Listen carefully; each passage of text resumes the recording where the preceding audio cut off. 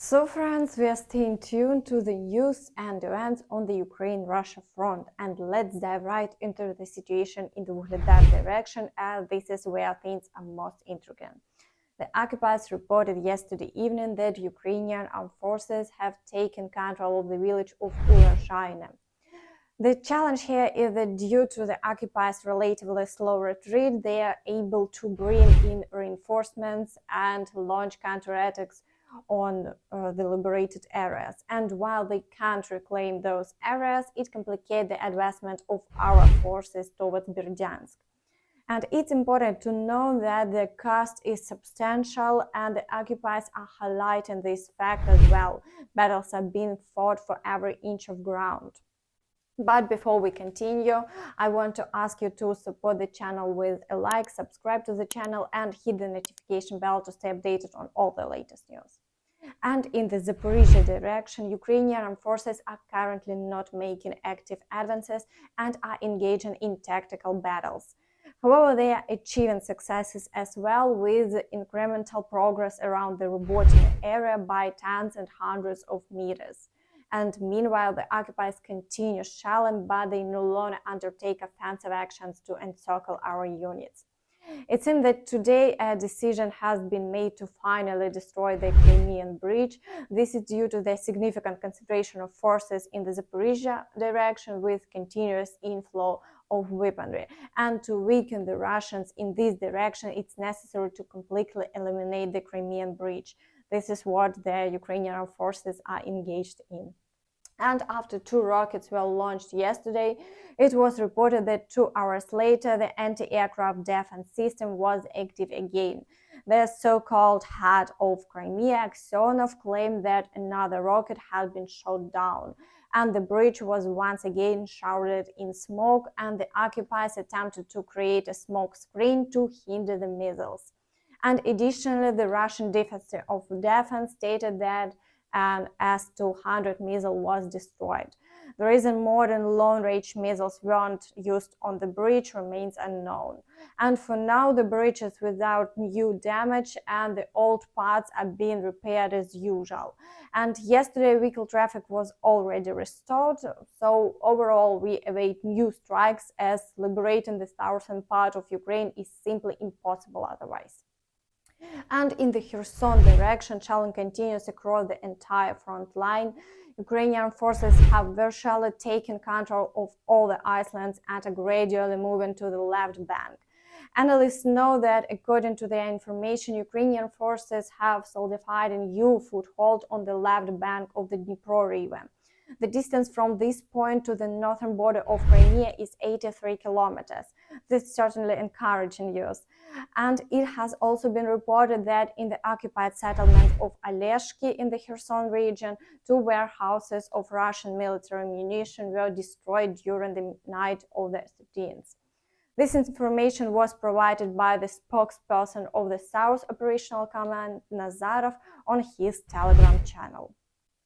And today, in the direction of Kupiansk, the occupiers continue their advance towards Sinkivka and Ivanivka, which are approximately 3.5 kilometers from the furthest front line.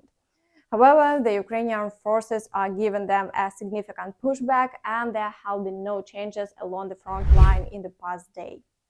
And in the Svatovo region, the Russians' advances have failed, as the Ukrainian forces successfully disrupted all of their advance information, leaving the front line unchanged. Consequently, the occupiers are increasing their artillery shelling today. They have decided to conduct artillery preparations in a new direction. The strikes are concentrated in the area of Pershetravneve, Shinkivka, Stepne, and Chernoshina. This is a possibility that after the artillery bombardment, the occupiers might attempt to advance in these directions as well. And in the Kremenna and Siversk direction, the Russians continue their shelling activities, but they haven't yet initiated any offensive actions, and the situation can be described as stable. The Ukrainian forces in this direction appear to have postponed their plans for an advance on Kremenna and are currently maintain a defensive stance. And in the Bakhmut direction, the situation is becoming more complex. The occupiers are actively mobilizing reserves and launching attacks to prevent the Ukrainian armed forces from completing their operation to encircle Bakhmut. Attacks are taking place in the areas of Bogdanivka, Klishivka, and from Kurdyumivka. They are advancing across open fields towards Bilahora. However, it is highly likely that the occupiers won't be able to firmly establish themselves in these new positions, despite making substantial advance. And the Ukrainian armed forces are doing everything they can to hold their defense. And commander of the Ukrainian ground forces, Colonel General Syrsky, released a video showing Ukrainian forces using an American M777 Altizer to eliminate Russian aggressors in the Bakhmut direction. Syrsky reported that the enemy was neutralized in the vicinity of Klishivka in the Bakhmut direction, and according to him, aerial reconnaissance from the 80th Separate Airborne Assault Brigade located the enemy's firing unit, and the servicemen from the 45th Separate Artillery Brigade destroyed it using the M777 Altizer. And as we can see, in order for the Ukrainian armed forces to effectively counter the occupiers, they need more weaponry. There is information that by the end of 2023, the German company Rheinmetall will supply the Ukrainian armed forces with the Luna NG unmanned aerial reconnaissance system. This was reported by the Bild am Sonntag publication. The Luna NG unmanned system consists of a ground control station with several drones, launch catapults, and military trucks. The NG stands for New Generation of the Luna drone, with previous models having already been supplied to Ukraine from the Bundeswehr inventory. The Luna NG is a recently developed advanced unmanned aerial vehicle that surpasses the predecessors in all key operational characteristics. It serves not only as a reconnaissance system, but can also establish LTE networks, intercept or jam communications. The Rheinmetall company's website states that the lightweight fuselage of the Luna NG allows flights of over 12 hours with a data transmission range exceeding 100 kilometers. The drone covers an area of over 30,000 square kilometers and can be launched from almost any location using a capable catapult.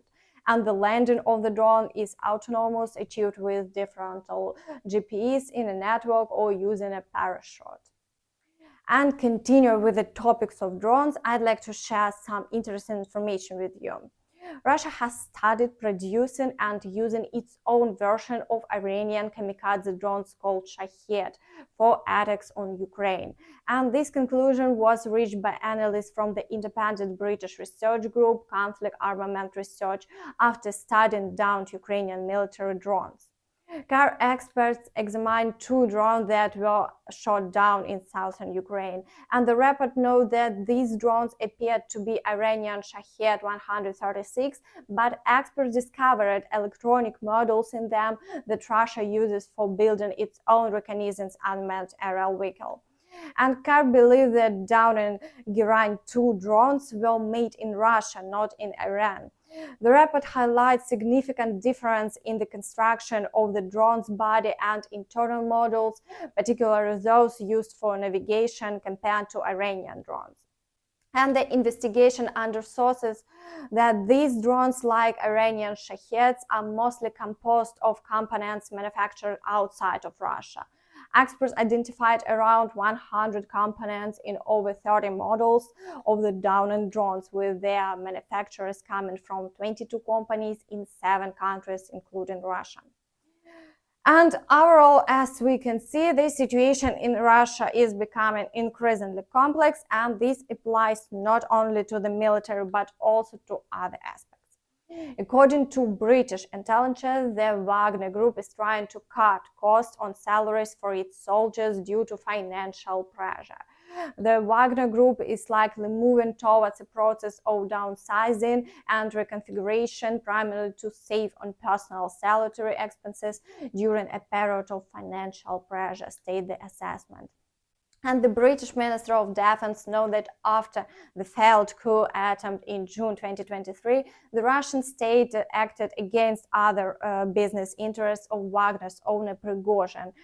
There's a real possibility that the Kremlin is no longer funding the group. And British intelligence suggests if the Russian state is no longer paying Wagner, the most likely pay is the Belarusian authorities, concludes British intelligence. However, such expenditure would potentially strain the limited Belarusian resources. It was recalling that the fighters of the Wagner Group arrived in Belarus mainly without their heavy equipment, and they could have handed it over to the Russian Minister of Defense, according to British intelligence. And that's all for now. Thank you for watching and see you next time. Bye bye.